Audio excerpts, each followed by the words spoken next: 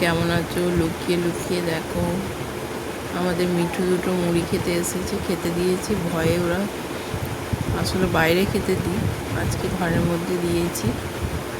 কত সুন্দর দৃশ্য সত্যি, এরা মুক্ত আকাশে উড়েই এদের ভালো লাগে।